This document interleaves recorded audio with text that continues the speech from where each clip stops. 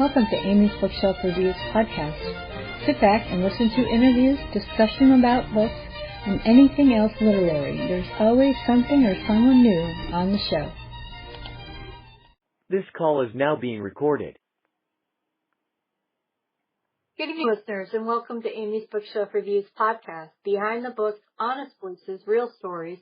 I'm Amy Shannon, and each episode brings you heartfelt conversations with the storytellers behind the stories, authors, publishers, and creatives who shape the literary world. It's the second Sunday of the month. Welcome to Storytime for all ages. Today we are talking with a children's author. Please introduce yourself and let the audience know where they can find you. Hi, my name is Judy Snider, and that's S-N-I-D-E-R. I always have to spell it nowadays. And my maiden name was Kazonis, so I always laugh that I spelled Snider, S-N-I-D-E-R. And I am a children's book author and a lyricist. And you can learn about all this through Judy, JUDY-SNIDER.com. It's quite a simple one, JudySnider.com. And that'll cover books. I'll talk later about writing a book with my sister. And that's how you can reach me or really find out about me. Thank you for listening. And I will have that information in the description of the episode when it airs. So people can go right there and know it's from you. Thank you. I want to thank you very much. I feel like we've known each other forever. It has been a while, but yeah. Yeah, it has, and I really enjoy talking with you, and I'm glad that you're on this segment because you've written children's books, you read them to your grandchild, and also you agree with my thinking about that every adult should read a children's book. They should read more than one, but because there are times when I've read children's books and, I do it for reviews or whatever, and I'm like, oh, wow. And then it's like something clicks and I'm remembering what it was like to be a kid or, I've read ones about how to deal with bullying and, all these kinds of things that kids should know, they shouldn't be shielded from some of the stories. I mean, some if it's a children's book, that sometimes the topics of parents aren't comfortable with, but sometimes kids need to know that they're not alone. And I found that, if I could talk about that a little bit, but by profession, I was a licensed clinical social worker, working a lot of times with kids who were hospitalized. One place I worked in. Through the years, I worked in many places in life. And before I got into working in children's library at a school, which is a whole other thing, but it was real important to find books, especially when I did start working in the library with my coworkers, for us to find books that related, not just to the holidays. We'd find wonderful books to holidays to appeal to all different kids, all different races, religions. But it's just some of them and I say this because I don't know if you know her, but there's one author, I Wish I Was a Brownie is the name of her book. And I like that one because it's when kids wishes they were somebody else or they were like someone else or looked like someone else. So I love just besides silly, hilarious books. I'm reading a hilarious one called Do Not Bring Your Dragon to Recess. And it just makes me giggle. So I bought the book at, I think, one of the local stores. And so I agree with you, Amy, that there's this moment of teaching or you read it and you say, it's right, it's good, it helps people. So, sorry, I won't go on more about that, but I agree with you totally on that. No, that's perfectly fine. I wrote a children's book not that long ago, and I did various types of graphics and some I sketched, and I just used the sketches. Some I did on the computer, and the cover was actually a painting I did of the character. It's just about a cat who has long floppy ears like a rabbit. And he's trying to figure out who he is because he's different, and even his own mother doesn't want anything to do with him. So he goes on a journey to try to figure out, because his mother told him he wasn't a cat, and he meows. And he's black and white, and he has two different colored eyes, one blue and one green, and, you know, he runs into a dog, he runs into a rat, he runs into a rabbit, and the rabbit wants nothing to do with him, so he's kind of, you know, he's like, but what am I, you know, because the rat was black and white, the dog was black and white, and the rat was just trying to get food, and he's like, he goes, are you going to eat me? He's like, why, do you want me to eat you? But, yeah, it's called What Am I, and I tested it out on relatives. Do you have children? I'm going to send you this book. Let me know what they think. Then one of my aunt's grandchild said he loved the story, but his favorite part were the sketches of the actual cat that I had drawn, because you can't find. I had to draw them because there's no such thing as a cat with one floppy ears.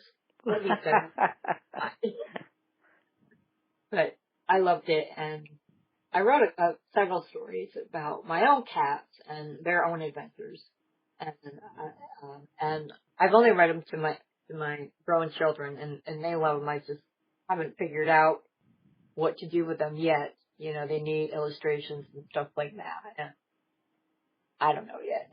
But the stories are cool. I think that's an important thing for people too. Is like, what do you do when you have a story or an idea? Like, where do you go from there? And it sounds like you have the talent to do a lot of that. I tell people, my first children's book, Goldie's Baby Socks, the kids I worked with in the library, like the idea of doing that one. Said, go ahead and do it. You keep talking about it, so I did. But I could draw stick figures. So I ended up going to the Children's Society, and they had some different illustrators there, Amy. So I ended up sounds funny, but having someone from Philadelphia, Thomas McAteer, do Goldie. And then when it came time on the second book I'll talk about later, I had a wonderful Katie Driver, who's down in Raleigh, North Carolina.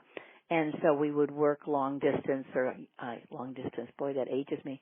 But we worked together on the book. I realized when I said that. But so you don't have to be, I can't draw. I mean, I really can't. And so people would say, oh, I could never do it. And so one of the things I always say is that, yes, you really can. I mean, obviously you have to budget, and you have to see who both mine and the one I did with my sister and the one with the Goldie's Baby Socks. We found someone who, like, the pictures fit the text. And I really like books that are humorous and speak to the heart. That's really important to me. And so you don't have to be, and it sounds like you're more talented than I am by far, is you don't have to be a great illustrator or illustrate, and you don't have to, the editing is also something that I wasn't really wonderful at, and I work hard at it. I don't just give up. But don't think you can't write a book just because you can't do those things. Yeah, exactly. And I didn't, I was not sure. I wrote the story. It just kind of in my head, and I was inspired by one of my clients who I was helping get his books published and stuff like that. I do that for authors a lot. Help them didn't publish. realize that. Okay, yeah. Yeah, I some people do DIY for, they don't know the ins and outs of it, so I do that. I edit, or I help them, and I was creating these. I was using AI and just images and putting together graphics for one of his books. And I found it was fun. I've been learning how to do it. I mean, I can always draw, but never draw people. And my animals always look kind of funny. Yeah. But, so I just keep doing it. My mother could draw, and she could tell a story. She was just really good at that. She loved doodling, just kind of crazy characters. Did but she ever write? Did yeah, she ever write a book with you? no, she passed when she was 44. Oh, that's But young. I'm sorry. Yeah. when we were kids, I'm the oldest of five. Um, she would write a story longhand in those, those big yellow legal pads. Yes, I have one in front of me still. Yeah, back when they were actual spirals, hmm before they stopped the spiral thing. But I have some of her stories, not all of them, but just the ones that I have I shared. But she would write, and then she would read to us at night from her story, and then she would do it, write more. And sometimes when she stopped, she still had more that she could read. But if we got to a point where she had stopped writing, we're like, Mom, hurry up and write. And then she's like, I have 5 kids and I'm babysitting, and she did child care. She did everything. Life is a little busy. Yeah, but she took the time to do that. That's She wonderful. She wrote the sounds. story. She loved doing it. My mom just never thought she was good enough. But she was always better than she thought she was. And Well, it's funny. she It's taught me funny that. with kids too. Is that when you were saying before? It's like I think the earlier that you can share books or read books, or I used to have a roommate who believed if the first book they ever want to read is a comic book, and it holds their interest and they learn how to read, let them read. I mean, obviously, you select some of the comic books, that for age appropriate. But she said, let them. She's a reading teacher. She said, let them read comic books. It doesn't have to be just a picture book, whatever they can get the excitement about, or if it's about sharks, have them, help them find all the shark books they can, Yeah, whatever would interest them. I mean, I was telling stories from the moment I could talk. And so I would tell my mom stories when I was little, and she called me her little storyteller. I was 4 years old, and I was making up. Oh, when you said that, Amy, I'm interrupting you for a second, but all of a sudden I could just picture you writing something, The Little Storyteller, as the title of your book. I don't know why all of a sudden it's like, The Little Storyteller. I'm sorry, I interrupted you, but I just love the idea your mom was a storyteller, so. Yeah, she was, and then she called me her little storyteller, and I would she would tell me stories, read me the 3 Bears and other uh nursery stories and all that kind of stuff, and I would make up my own ending or change what happened in the story. Oh, And that's interesting. she used to record on a cassette tape. I used to have one of them, but over the years, cassette tapes don't last very long. You don't know how many tapes and pencils you do it to fix it, but eventually it doesn't work anymore. But I just always loved to read, and I would read to my mom, and she would read to me. And then when my brothers and sisters came along, I would read to them, and my mom started writing this story, and it was a never-ending story. She kept That's adding to it. wonderful. That's wonderful. Yeah, I loved it. It's just she inspires me so much. And out of everything that she's ever done for me, she taught me, just by her own behavior, to be kind. And I was thinking, and I kind of tell everybody, I wear a shirt that say "Be kind" because I like I be know kind. you said be kind, which is so important. Like that whole thing. Just be kind. I agree with you. That's why I love Yeah, books that talk about kids being kind. That's it's just exactly. such an important part of be kind. Learn how to be kind. Easier Or to be kind than be a jerk. yeah. Oh, absolutely. It's like just be I mean, I could be kind. mean I if I agree with you. want It's like to. no, but it's like be kind. Choose to be kind. Almost. And that's how I raised my kids. My kids were like, when they were little, and, somebody gave them something. I didn't have to, some parents have to nudge their kid and say thank you. I didn't have to do that. My kids just did it.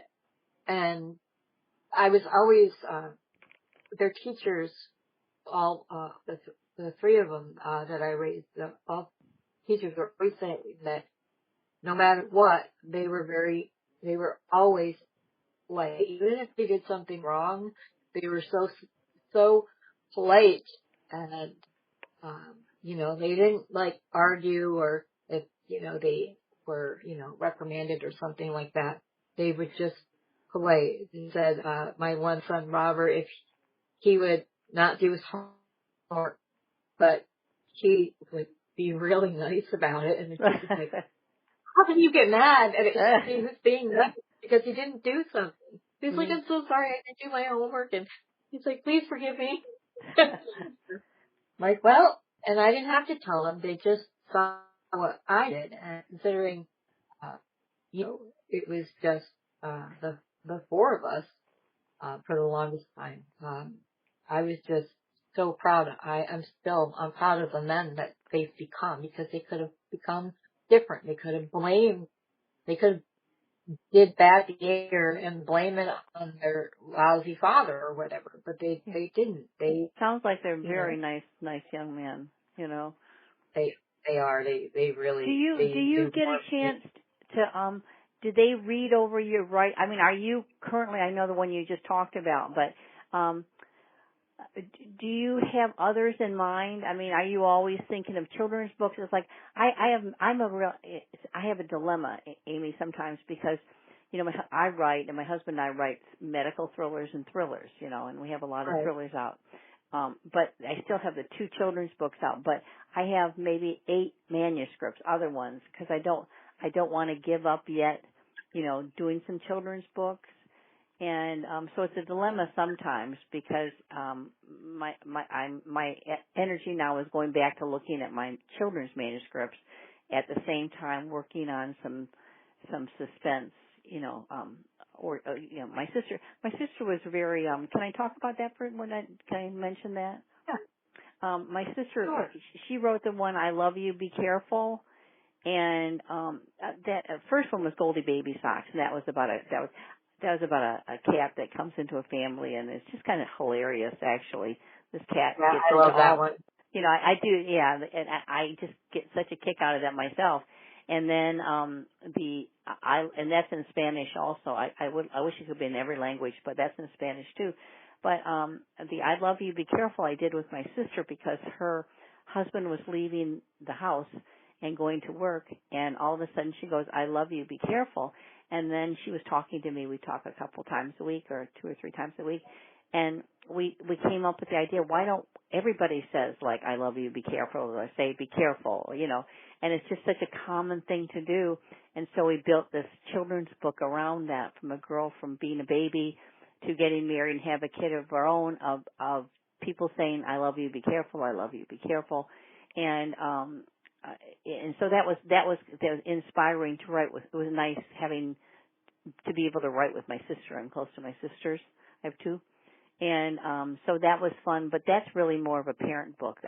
I get lots of people that want that book for baby showers or weddings, because it's in the illustrations. Katie Driver, she does do illustrations for people. She's out of I keep wanting to say Charlottesville, but she's not. The one I just said I'm blocking. But she's a very good artist, and she's the one that I would love someday in life to use again as an artist. She's really good. Of course, now I don't quite get the whole AI thing. I have to tell you, that's where I feel older too, is I don't quite get a lot of people are doing AI children's books. And do you do that, Amy? I mean, yeah, I'm actually getting better and better at creating images, and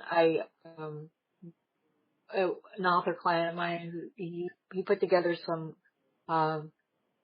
children's books, and he released them, and he had an illustrator, and she did watercolors, but she was so expensive, so he didn't really want to go back, but he wanted to add more more graphics to the story, at least have one on every page, whether it was a full page graphic or just a small one that told the story. So I learned whatever I could, and I created a similar product on using Photoshop and other things. I have a huge folder that just has various graphics and images that I gained over the years, and anytime I create a new one, I save it because I never know when I'm going to use it, and I can manipulate it. Because if you use AI to generate, and you can use it, but Okay. if you want to use it like AI generated, you have to make some kind of change that's more than just changing the color. I looked it up. I'm like, well, if I want to use an AI generated thing that I created, how do I make it so it's mine and not, Photoshop's or whatever? Oh, I see what So I learned. saying. I see what you're saying. Yeah, you get it. You get an idea of what you want.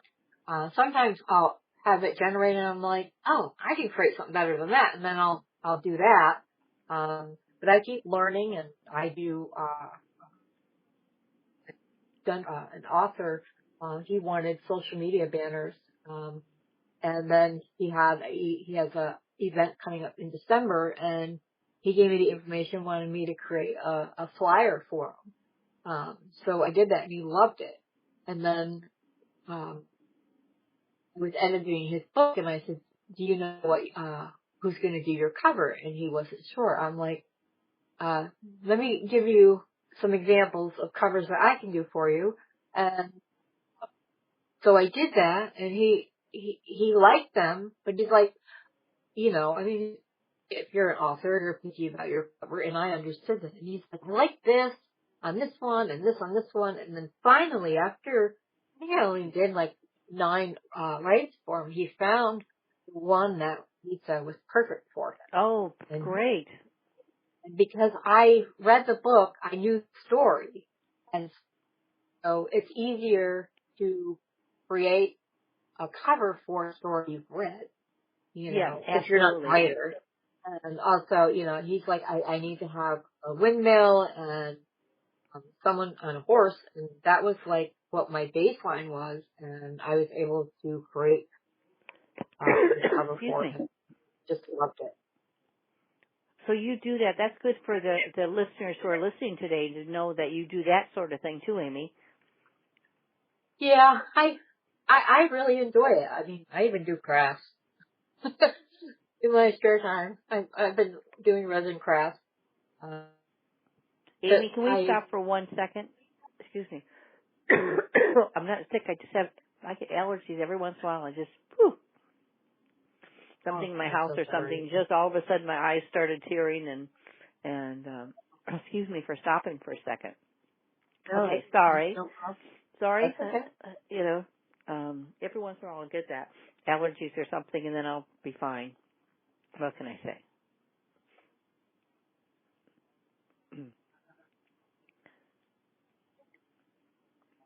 Sorry, you can go on. I apologize.